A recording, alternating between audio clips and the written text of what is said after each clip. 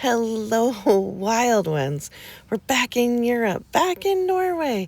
This is Trondheim, one of the most beautiful, biggest cities we visited. And this is Nidar's Cathedral, at least my impression of it. And then we walked up to the fort at the top of the hill and went and had some lovely Norwegian food at Krembu, and then went to an art store and a couple of yarn stores. This is us coming in, so I wanted to explain how a Norwegian cruise really is enhanced by your own effort. Getting up super early and watching the sunrise over the fjords. We would go up to the top deck almost every port of call for a couple hours before we were going to get there, and just spend incredible time with friends and ourselves, just really enjoying the views of the fjords coming in. It's kind of the coolest part about Norway is that there are these incredible waterways that just stretch in to the country. We kind of know that here because of the Salish Sea and the Puget Sound and how that feels, but this is like that times 1,000 because they're so much wider and deeper and really so much a part of their country and how it's built. And I also wanted to talk about how to create in public. That morning I didn't get really stopped, but you will get spoken to if you're doing art. What I noticed on our trip especially, because I was doing a lot of the painting back on board, is that the staff was just incredibly interested, and it was so fun. And they are such generous people with their interest and joy, and I think it was just fun to see someone not doing what everybody else was doing, like playing games and either knitting or crocheting, which a lot of people were, and it was awesome, and I love that. A few people in our own group, but it seems like there's a lot of the same activities like reading, playing cards, that kind of thing that happens on board. And then when someone is doing something like this, really annotating their time on their trip, it sparks interest. So it's super fun. I found working really small and working in these Constantina books really suited the terrain, and ended up working just with a big pen to sketch out and then added watercolor after in most of the books. And I just fell in love with the whole city and the whole way that we worked.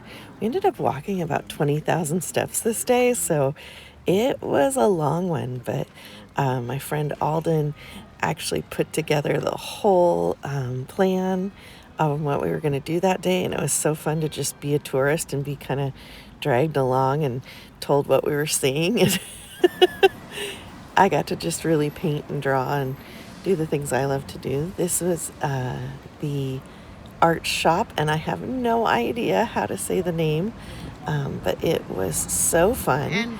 I ran out of paper, so I needed to go in and find at least a piece of watercolor paper that was foldable, and I ended up finding a few more things as one does. But it's so cool to go into countries, different countries' art supply stores. I really suggest it if you're someone who loves to dabble in the arts. The other thing that was so interesting in Norway is it's such a knitting rich country that the knitting stores had these amazing, beautiful displays of all the country's kind of traditional outfits, which were just gloriously knit. and I just loved seeing all of the colors that they had there. And I was with two knitters, well, a knitter and a crocheter, and they were very excited to be in those stores as well. The final bit of this video is all about the source material I gathered. I didn't take as much video. I ended up taking a ton of photos. While on this trip, I was using a phone that didn't have any internet. It was really nice to have less focus on my phone and more focus on the work in my hand. But I always tried to stop and take a snapshot. This canal had the most inspiring buildings on it. I love that they paint everything bright colors in Norway. It just made my heart so happy.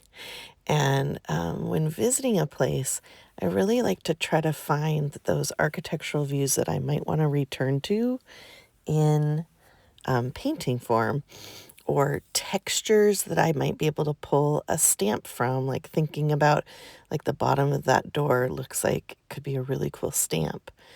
This was the front of the cathedral, and I just realized how many human figures were made. Being into pottery lately, it's like astounding to me how much work goes into these monumental buildings and how many different craftsmen and artisans were involved in the making of this glorious space. It felt really different kind of coming from that lens of thinking about all the builders and all the folks who just spent every effort to make this the most encrusted and beautiful and head-rich, human-rich environment. This is one of the older bridges, just stunning and beautiful and so walkable.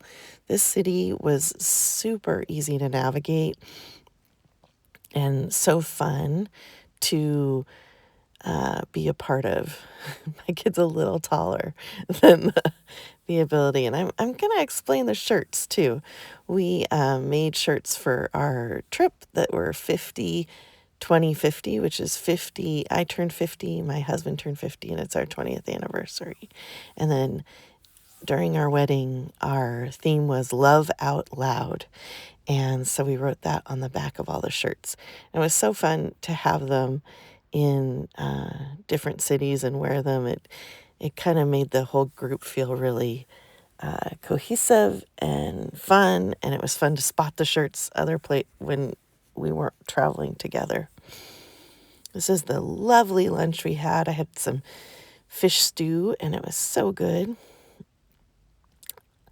I love street art in any country, so I am constantly looking for those little views of the city. This is a notion store, our button store. Oh, I was delighted. Here's some more street art. This is like down an alley. I thought it was so cool. And then finally we ended the day with a lovely ice cream. And then back towards the boat, we enjoyed seeing a sauna boat and a research vessel. Stay weird, stay wild, and keep creating.